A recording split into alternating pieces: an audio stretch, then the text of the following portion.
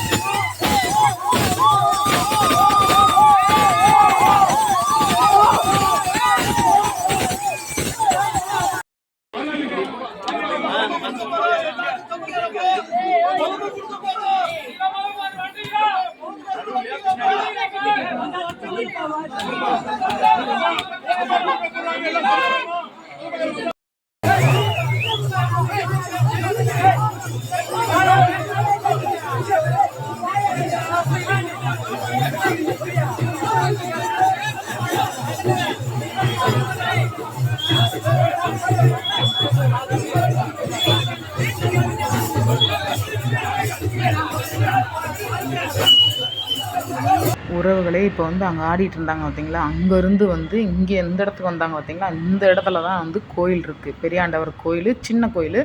இந்த கோயிலில் தான் அந்த 4 பெட்டியும் வச்சுருப்பாங்க. மொத்தம் 4 பெட்டி.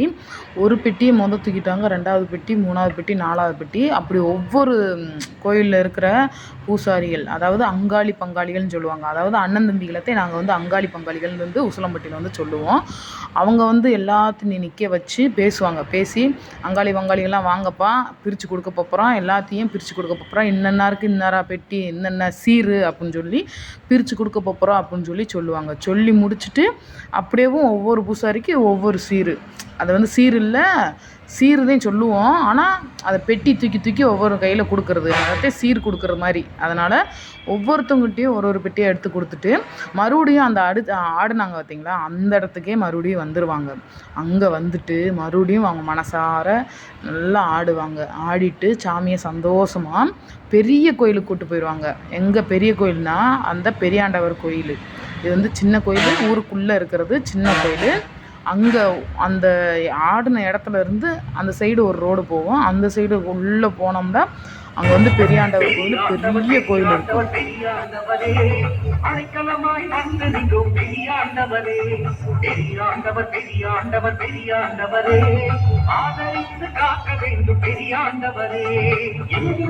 தெய்வமே பெரியாண்டவரே, எங்கள் குல தெய்வம் ஐயா பெரியாண்டவரே, எங்களை ஆண்டவரும் பெரியாண்டவரே, எங்கள் குறை தீர்க்க வேண்டும் பெரியாண்டவரே. நான் வந்து எதுக்காக உங்களுக்கு ஒரிஜினல் சவுண்ட்ஸ் கொடுக்குறேன் அப்படின்னு பார்த்தீங்கன்னா, அதாவது எங்களுக்கு வந்து நேரில் அந்த சாமி ஆடுற ஆட்டத்தையும் அந்த பாட்டிங்க, அந்த அக்காங்க, அந்த அன்னைங்க, அந்த தாத்தாங்களாம் ஆடும்போது உண்மையிலேயே எங்களுக்கு வந்து மனநிறைவாக இருக்குது.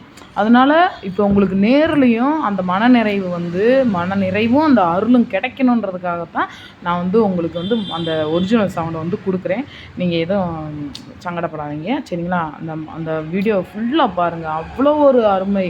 அப்படியே சாமியே, உண்மையான சாமியே வந்து ஆடுற மாதிரி அந்த இடமேவும் அப்படி ஒரு கோலாகலமாக இருந்துச்சுங்க. அவ்வளோ சந்தோஷமாக இருந்துச்சுங்க.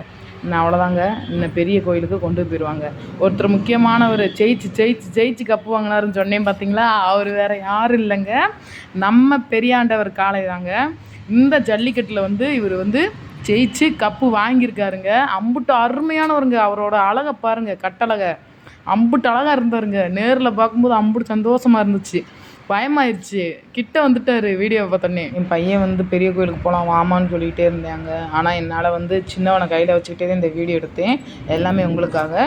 இந்த வீடியோ பிடிச்சிருந்துச்சுன்னா ப்ளீஸ் லைக் பண்ணுங்கள், ஷேர் பண்ணுங்கள், மறந்துடாமல் சப்ஸ்கிரைப் பண்ணுங்கள்.